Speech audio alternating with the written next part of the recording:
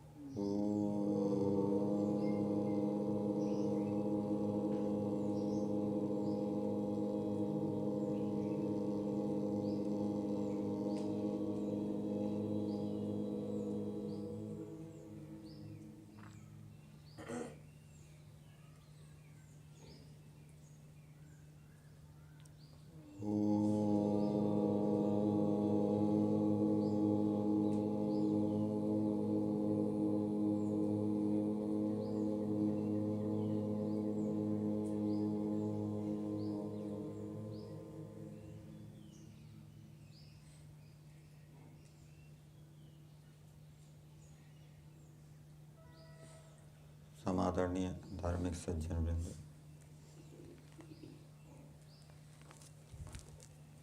यजुर्वेद का 32वां अध्याय मंत्र संख्या 14 में मेधा बुद्धि की प्रार्थना की गई है। प्रसिद्ध मंत्र है। प्रतिदिन यज्ञ में इस मंत्र से आहुतियाँ दी जाती है। याम मेधाम देवगणः पितरश्चोपासते। इस मंत्र में मनुष्यों के लिए यह संदेश दिया गया है कि मनुष्य दोनों प्रकार की विद्याओं को प्राप्त करें,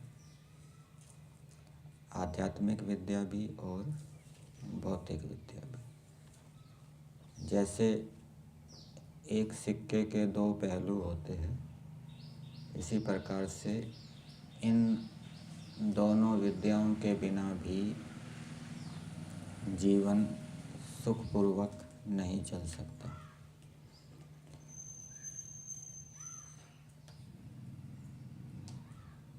मंत्र में अद्य शब्द का प्रयोग हुआ है। तया माम अद्य मेधयाग्ने, अर्थात इससे ये संकेत समझना चाहिए कि मनुष्यों को आध्यात्मिक और भौतिक विद्याओं को प्राप्त करने के लिए उन विद्वानों के पास श्रद्धापूर्वक जाना चाहिए और श्रद्धा के साथ साथ ईश्वर के प्रति समर्पण भी होना चाहिए, ईश्वर की आज्ञा का पालन भी होना चाहिए। एक विद्यार्थी डॉक्टरी की विद्या को सीखने के लिए गया, लेकिन वो झूठ बोलता है, इंद्रियों में फंसा हुआ है, विषय आसक्त है, तो वो मेडिकल कॉलेज में जाने के बाद भी विशेष योग्यता प्राप्त नहीं कर पाएगा। आपको ऐसे विद्यार्थी भी मिल जाएंगे जो सिगरेट पीते हैं, शराब पीते हैं, और उनकी वैसी श्रद्धा गुरुओं के प्रति, अध्यापकों के प्रति बनेगी भी नहीं और वो कोई विशेष योग्य नहीं बन पाएंगे।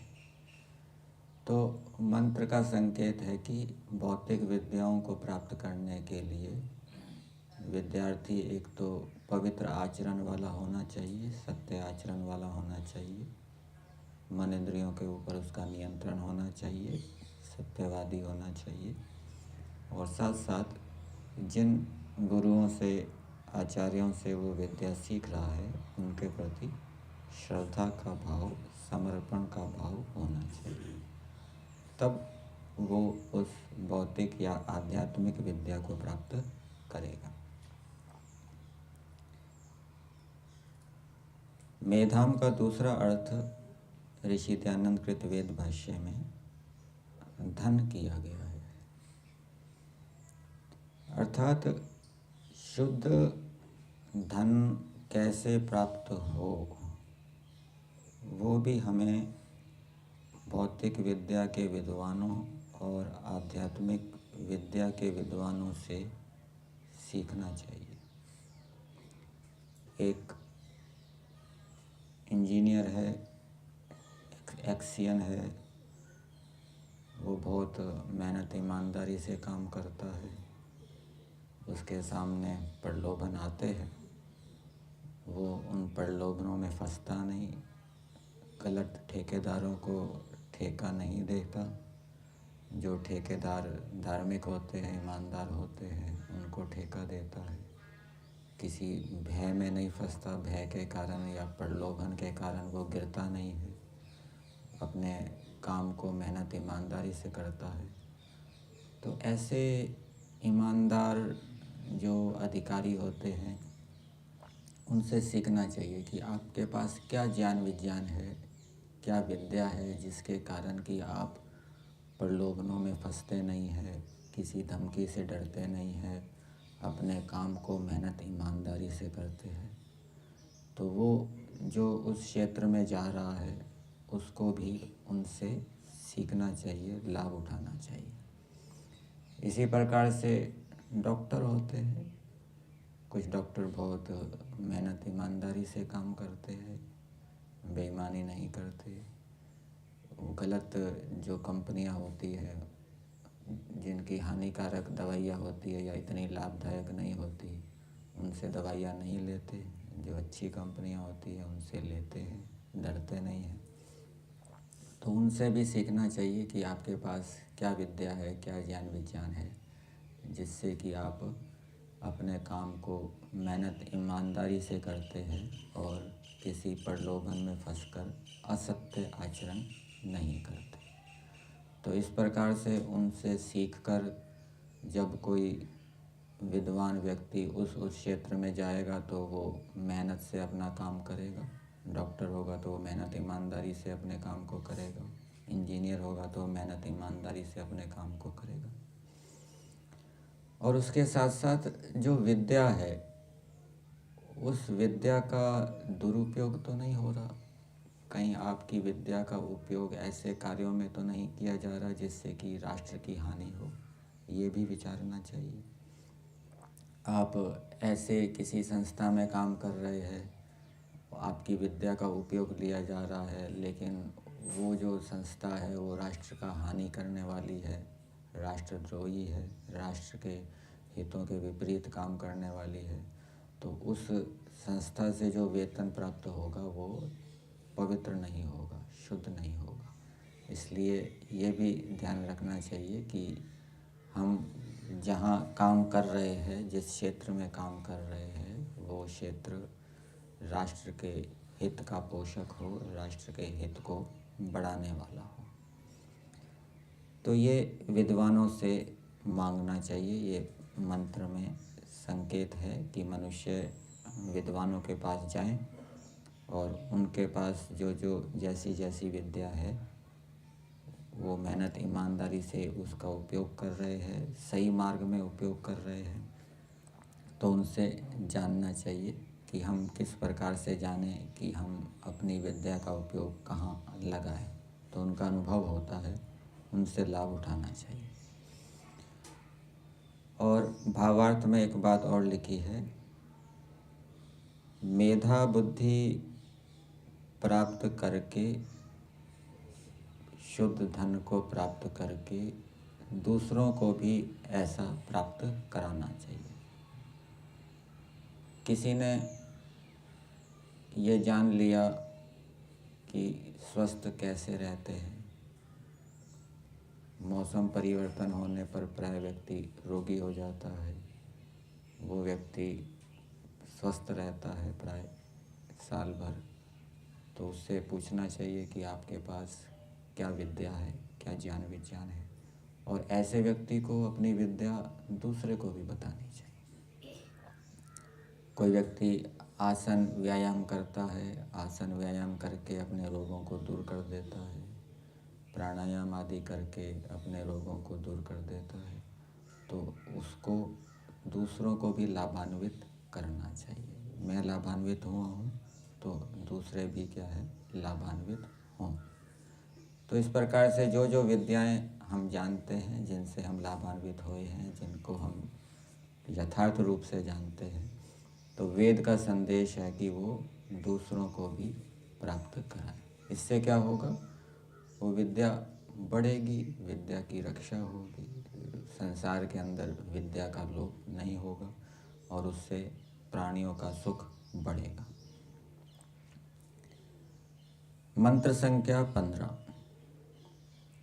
मंत्र है, मेधाम में वरुणो ददातु, मेधामग्निः प्रजापति, मेधामिंद्रश्च वायुश्च, मेधाम धाता ददातु मे स्वाहा। इस मंत्र में भी मेधा बुद्धि की प्रार्थना की गई है। और मेधा बुद्धि किस किस विषय में प्राप्त करनी है, भावार्थ में दिया है, अनेक गुण कर्म स्वभावों के विषय में हमें मेधा बुद्धि प्राप्त करने के लिए वैसे वैसे गुणी, वैसे वैसे कर्म करने वाले विद्वानों का संग करना चाहिए। कोई व्यक्ति बड़ा गौ प्रेमी है, बड़ी श्रद्धा से गौओं का पालन करता है, तो उससे पूछना चाहिए आपकी इस श्रद्धा का कारण क्या है, आपके दिमाग में क्या विचार, क्या ज्ञान विज्ञान है जिससे कि आप इतनी श्रद्धा से गौओं की सेवा करते हैं। कोई बड़ा पुरुषार्थी है, इस पुरुषार्थ गुण को हम धारण करना चाहते हैं, तो ऐसे पुरुषार्थी व्यक्ति का संग करना चाहिए, उससे जानना चाहिए। हमारे यशस्वी प्रधानमंत्री मोदी जी के विषय में बताते हैं कि उनसे प्रश्न पूछा गया कि आप इतना पुरुषार्थ करते हैं, दिन रात थकते नहीं हैं? तो उन्होंने एक उदाहरण दिया कि एक दो छोटे भाई थे। एक छोटा भाई बड़े भाई को कोई कुछ बीमार हो गया था, लेकर जा रहा था, काफ़ी लंबा रास्ता था, वो ले जा रहा है। तो उस छोटे भाई से पूछा, भाई आप इतने लंबे रास्ते से ले जा रहे हैं, थके नहीं आप, थकते नहीं? तो कहता मेरा भाई है ये। फिर पूछा, मेरा भाई है। तो इसी प्रकार से मोदी जी से पूछा कि भाई आप थकते क्यों नहीं? तो वो कहते हैं कि मैं देश को, जितनी जनता है उसको मैं अपना परिवार समझता हूँ, इस कारण से उसके लिए कार्य करते हुए मुझे थकावट नहीं होती। तो वो जो व्यक्ति पुरुषार्थी होता है तो उसके पीछे कोई ज्ञान विज्ञान काम कर रहा होता है। तो ऐसे पुरुषार्थी व्यक्ति का संग करके, उस ज्ञान विज्ञान को प्राप्त करके हम भी उससे लाभान्वित हो सकते हैं। कोई व्यक्ति बलवान है, पहलवान है, हम भी बलवान बनना चाहते हैं, तो हम उसका संग करेंगे।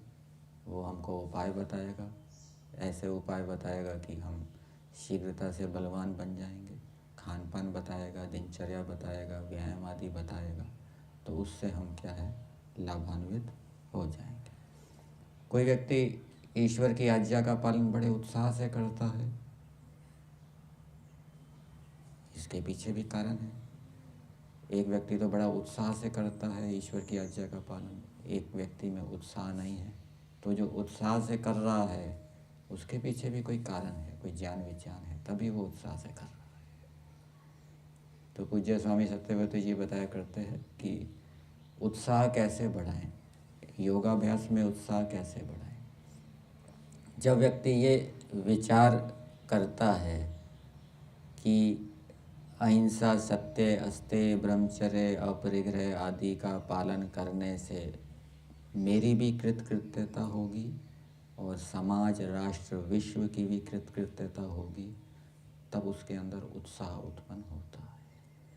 और जब ये विचार करता है, इसके साथ साथ इसके विपरीत विचार करता है कि यदि मैं योगाभ्यास नहीं करूँगा तो उससे मेरी भी विफलता होगी, मेरा जीवन विफल होगा और समाज, राष्ट्र, विश्व की भी विफलता होगी, तब उसके अंदर क्या है, उत्साह उत्पन्न होता है।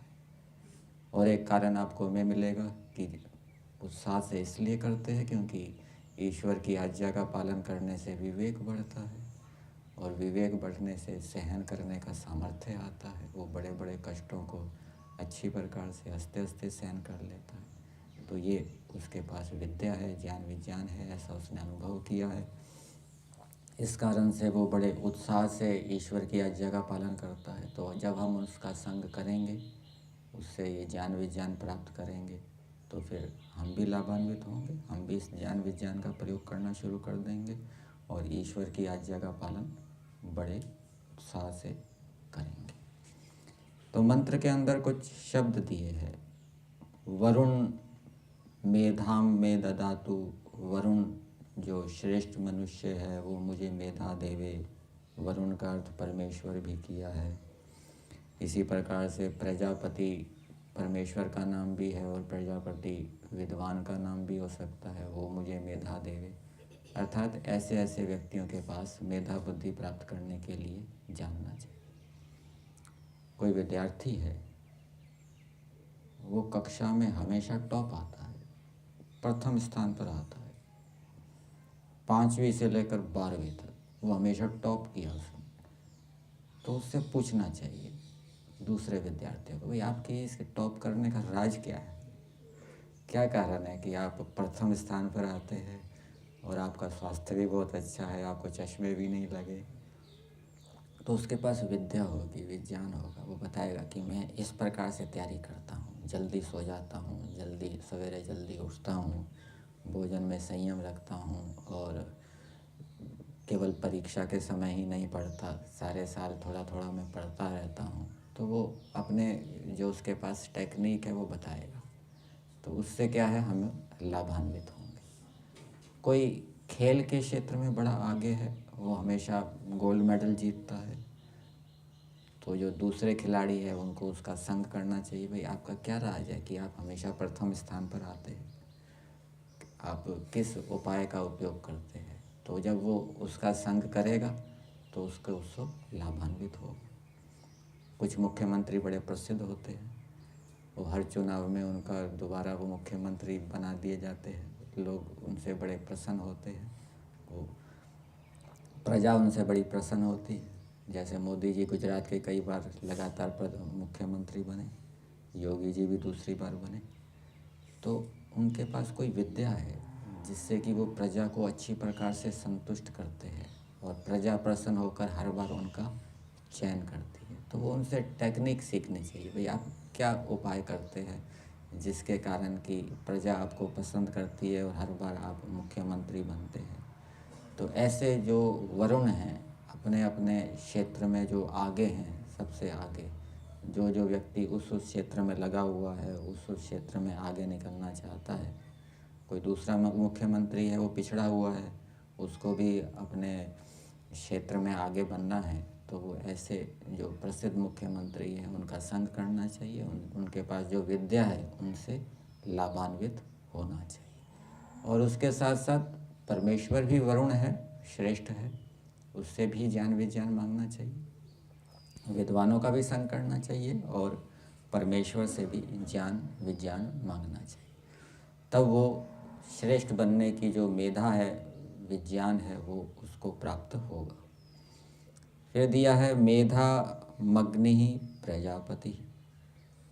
कई लोग बड़े विद्वान होते हैं। स्वामी विरजानंद जी के विषय में बताते हैं कि वो व्याकरण के सूर्य थे। कोई व्याकरण में बहुत बड़ा विद्वान होता है, कोई दर्शन में बहुत बड़ा विद्वान होता है, ठीक है। इसी प्रकार से कोई वेद का बहुत बड़ा विद्वान होता है, उसके पास ऐसी विद्या होती है वो दूसरे के पास नहीं होती। कोई योग के विषय में बहुत बड़ा योगी होता है, विद्वान होता है।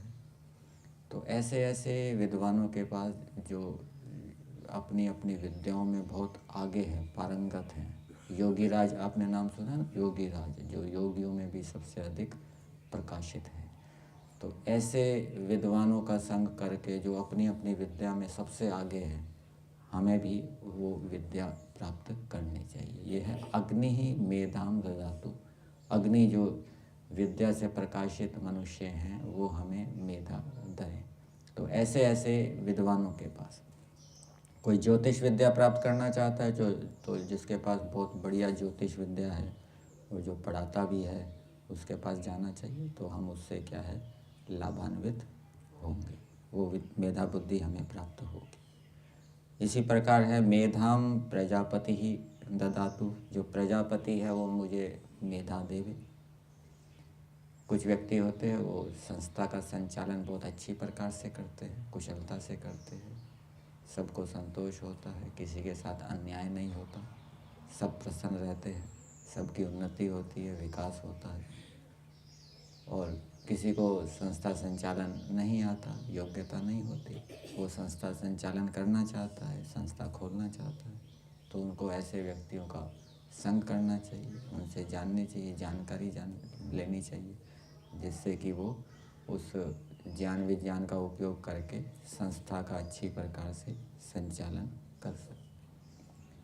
कुछ व्यक्ति ऐसे होते हैं उनके लिए 1000-2000 व्यक्तियों को नियंत्रण करने में कोई कठिनाई नहीं होती, सहजता से नियंत्रण कर लेते हैं, टेढ़े मेढ़े व्यक्तियों को भी नियंत्रित कर लेते हैं।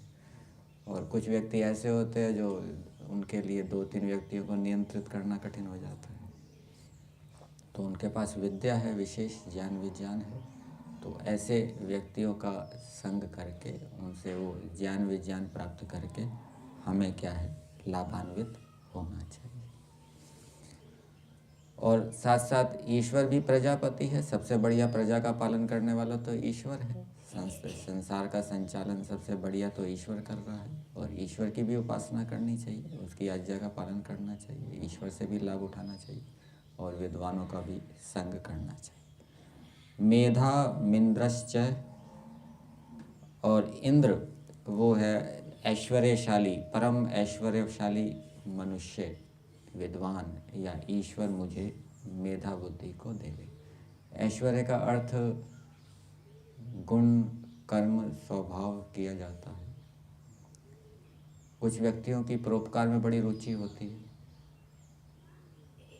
कुछ व्यक्ति बहुत परोपकार करते हैं, कोई अनाथालय खोलता है, कोई शिविर लगाते हैं, अलग अलग प्रकार के शिविर लगाते हैं, कोई गौशाला खोलते हैं, कोई रोगियों की चिकित्सा के शिविर लगाते हैं, आदि आदि, बड़ी उनकी परोपकार में रुचि होती है।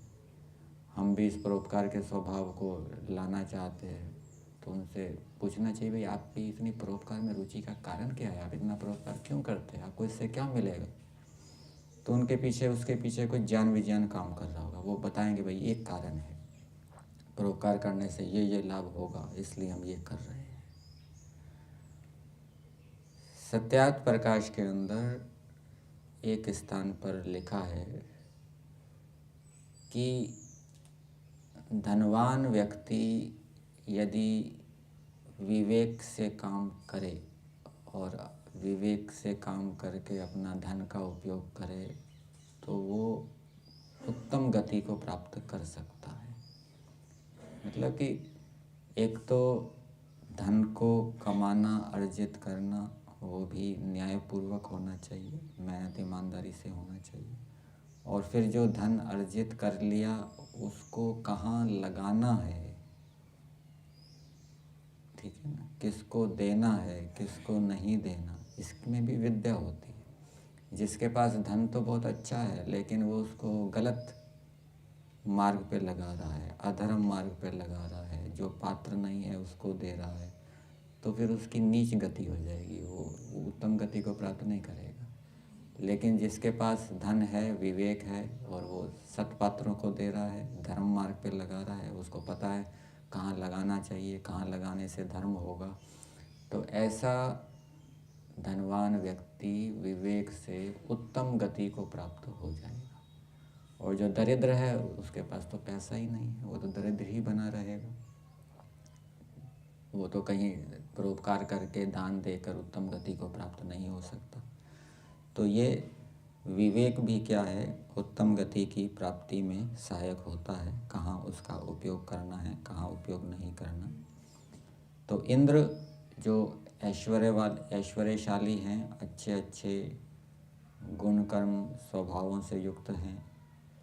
कुछ व्यक्ति आपको ऐसे मिलेंगे वो बड़े निर्भीक होते हैं, समाज का कार्य करने वाले होते हैं, उनको धमकियाँ दी जाती है, मारने की धमकियाँ दी जाती है, कई धमकियाँ दी जाती है, फिर भी वो डरते नहीं हैं, अपना काम करते रहते हैं। तो उनके पास कुछ ज्ञान विज्ञान है, तभी वो डरते नहीं हैं, नहीं तो सामान्य व्यक्ति डर जाता है। तो वो ऐसा ज्ञान विज्ञान ऐसे व्यक्तियों से प्राप्त करना चाहिए। ये है ऐश्वर्यशाली व्यक्ति। कुछ व्यक्ति बड़े धैर्यवान होते हैं, बड़ी बड़ी आपत्तियों के आने पर भी घबराते नहीं हैं। दूसरे व्यक्ति घबरा जाते हैं। तो उनके पास कुछ ज्ञान विज्ञान है, विद्या है, मेधा बुद्धि है, तो वो मेधा बुद्धि उनका संग करके वो प्राप्त करनी चाहिए। ठीक है, संगति का भी प्रभाव पड़ता। वायुश्च मेधाम ददातु। और वायु, वायु का अर्थ किया है बलदाता, बलवान, बल को देने वाला बलवान। तो बलवान व्यक्ति है, शारीरिक दृष्टि से बलवान हो सकता है, तो उसके बल का कोई कारण है। तो जो बल प्राप्त करना चाहता है उसको ऐसे व्यक्ति का संग करना चाहिए, और उससे मेधा बुद्धि प्राप्त करके वो आज ही संग करेगा। ऐसे ऐसे व्यक्तियों का यदि वो आज ही यदि हम संग करेंगे, श्रद्धापूर्वक उनके पास जाएंगे और हमें वो उपाय बताएंगे, तो आज ही हम उस मेधा बुद्धि से युक्त हो सकते हैं, उसको हम व्यवहार के अंदर ला सकते हैं, क्रियान्वित करना शुरू कर सकते हैं। तो इस मंत्र के भावार्थ में ऋषि दयानंद जी ने लिखा है, मनुष्य जैसे अपने लिए गुण कर्म स्वभाव और सुख को चाहे। तो मनुष्यों को यहाँ गुण कर्म स्वभाव से लेना चाहिए, श्रेष्ठ उत्तम गुण कर्म स्वभाव। सभी मनुष्यों को उत्तम गुण कर्म स्वभावों की कामना करनी चाहिए। केवल कामना ही करनी नहीं चाहिए, उनको प्राप्त करने का प्रयास भी करना चाहिए। और उसके लिए वैसे वैसे गुणी, वैसे वैसे कर्म करने वाले, वैसे वैसे स्वभाव वाले विद्वानों का, मनुष्यों का संग करना चाहिए। कुछ विद्यार्थी होते हैं ना, वो बहुत से गुरुओं से पढ़ते हैं, बहुत गुरुओं का संग करते हैं, हमने उनके पास भी पढ़े, उनके पास भी पढ़े। तो हर एक के अंदर अलग अलग विशेषताएं होती हैं, तो वो उससे उन विशेषताओं से वो लाभान्वित होते हैं, वो विशेषताएं उनके जीवन के अंदर भी आती है। और जैसे केवल अपने लिए ही ना चाहें, दूसरों के लिए भी, औरों के लिए भी चाहें। फिर आगे दिया है मंत्र में, तो यही दिया है, मेधा में मुझे देवे, अर्थात अपने लिए कामना की जा रही है। लेकिन भावार्थ में ऋषि दयानंद जी ने क्या लिखा है, केवल अपने लिए कामना ना करें, केवल स्वयं ही गुण कर्म स्वभाव धारण करने के लिए विद्वानों के पास ना जाएं, अपितु धारण करके दूसरों की भी इच्छा करें, वो भी प्राप्त करें। आगे दिया है, जैसे अपनी उन्नति की चाहना करें, वैसे परमेश्वर और विद्वानों के निकट से अन्यों की उन्नति की प्रार्थना करें।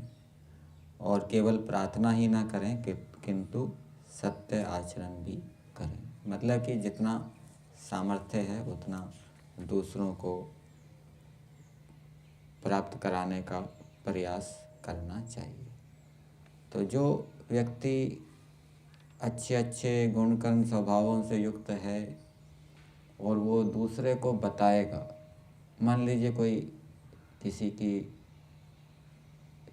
यज्ञ में श्रद्धा है, अथवा ईश्वर जी प्रकृति के स्वरूप को ठीक ठीक जानता है, कोई संशय नहीं है, अथवा सत्य असत्य, अहिंसा, अस्तेय, ब्रह्मचर्य आदि के विषय में जिसको ठीक ठीक जानकारी है, श्रद्धा है, वो यदि दूसरे को बताएगा, दूसरे को प्रेरणा देगा, तो उसकी प्रेरणा लाभदायक होगी, उसके ऊपर प्रभाव पड़ेगा। और जो जानता ही नहीं है ईश्वर जी प्रकृति को, कोई ब्रह्म ही सब कुछ है ऐसा जानता है, जो ईश्वर को मानता है नहीं, नास्तिक है, और यदि वो दूसरे को ही बताने लग जाए किसी के कहने से कि भाई ईश्वर ऐसा है, खुद उसकी बुद्धि में बैठा नहीं है, तो वो दूसरे के ऊपर प्रभाव नहीं पड़ेगा।